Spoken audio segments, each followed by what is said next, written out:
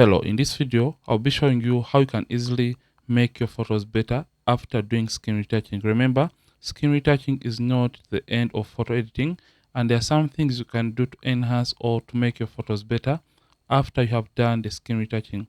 And if you are going to love this video, simply like the video and don't forget to subscribe in case you're watching and you are not a subscriber to this channel. So I'm going to be sharing those tips right now. So you can see for this image I'm done with the skin retouching. You can see before and after. So after doing the skin retouching, the very first tip I want to share with you is you always have to go straight into working on the skin tones. So in case the skin tones for your image are not looking nice and even, you have to work on those first. So in order to work on the skin tones and get uniform skin tones, simply create a stamp visible layer by pressing Shift Option Command E on the keyboard. That is for Mac. Then for Windows it is Shift Alternate Control E on the keyboard. Create that stamp visible layer and simply come to select. So come to select and come to subject in order to select the subject automatically by Photoshop. And after selecting the edges of the subject layer, simply come to new empty layer and create a new empty layer and change its blend mode from normal all the way down to color. Then come to the brushes, right click and get the normal brush tool, and you can set it to soft round brush. The mode is normal opacity and the flat 100%. So we're just going to simply sample a color on the skin that we want the rest of the skin to look like. So I'll just sample from about this area, and to sample that color, hold down the option key on the keyboard. So option and left click, alternate, and simply click. Yeah, option, click, and alternate, and click to sample that color.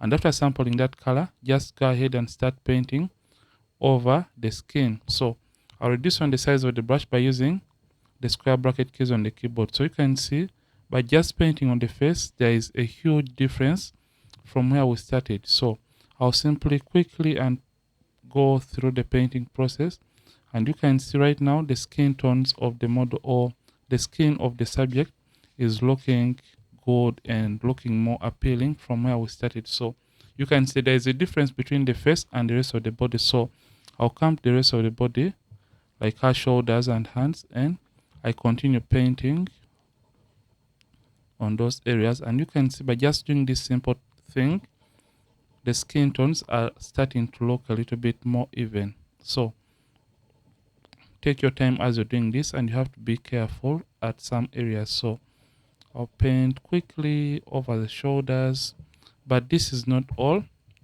for this kind of process. So you shouldn't miss any single step regarding these tips or techniques in case you want to benefit and find value from these tips or techniques. So I'll use a very small brush and paint over the fingers just like that. So I'll come to the lower part of the body and also paint in these areas that I may not have painted. So I'll just come and paint right here on this area that is revealing her skin, just like that, and also paint on this other area which is also revealing her skin tones. So right now we are on tip number 1. And in order to correct these areas that we may have accidentally painted, we are simply going to come and get the eraser tool. So this is the eraser tool in Photoshop, and for the settings, the mode is brush, opacity, and the flat 100%. So I will erase the effect from the extra areas I may have painted regarding the skin tone or other areas like the hair or even some parts of the background. So I'll press Ctrl D, or you can use Command D to deselect. And in case you haven't painted on an area, just get back to the brush and paint in that area. So right now we have worked on the skin and it looks nice and even, but it is too orange and unnatural. So just come to the opacity and reduce on the opacity so that it can look a little bit more natural.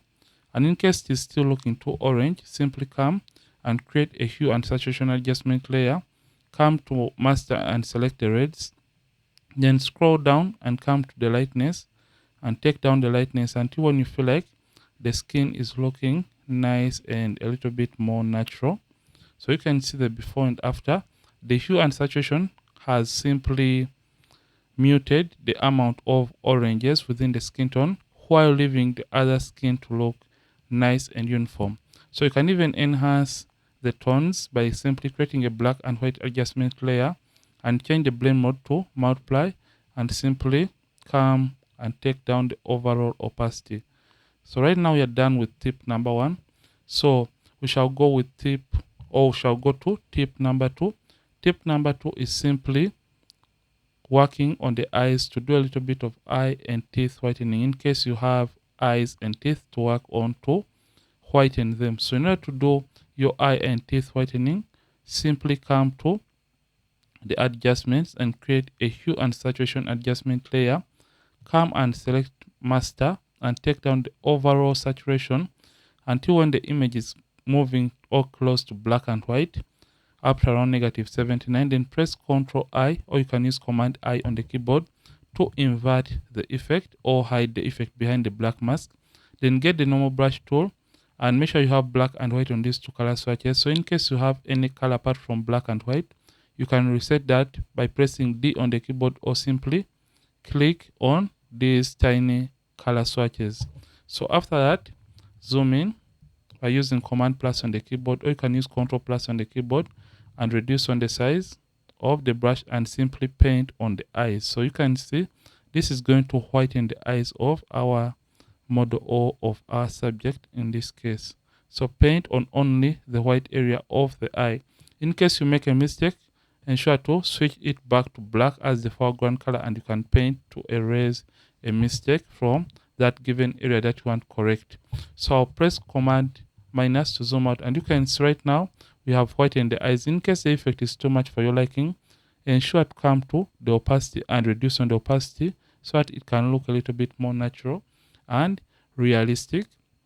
So in case you want to enhance the blacks of the image so they can look a little bit more cinematic, you simply have to come adjustments and come to selective color. So depending on the colors that you want to manipulate in your photo or in your image, you have to come to selective color and choose that color amongst these ones that are displayed within selective color. So for this, we simply want to manipulate the blacks first of all. So select the blacks, and in case you're having a reddish tint on the blacks of the image, come to where you see the cyans and move the cyan slider towards the right hand side, and this is going to create a more cinematic vibe to your image. So you can see how the blacks have gotten to be by just moving this cyan slider under the blacks. You can see the before after. So you can see the red tint that was embedded or showing over the blacks or the darks of the image has been eliminated, and you can as well intensify the blacks by simply moving or adding a tiny bit of blacks to the dark areas of the image before after. Remember, in case you overdo a given step, always come the opacity and you can reduce it to look a little bit more natural and realistic. So after that, we shall go to step number 4, which is simply adding skin glow or skin shine to the model's skin. So you're simply going to come to the curves adjustment layer and select it or click on it, then come to the properties of the curves adjustment layer, then click on this pointer and you drag it, click and hold down and drag it towards the left hand side up to a point whereby the highlights on the skin are starting to look whitish or blown out. And after that, simply right click on the curves layer and come to blending options. So when you come to blending options, it's going to open up this layer style dialog box. So for this layer style dialog box, come to where you see blend if, make sure gray is checked or selected, then come to the underlying layer because we want the effect to affect the underlying layer, which is the image in this case.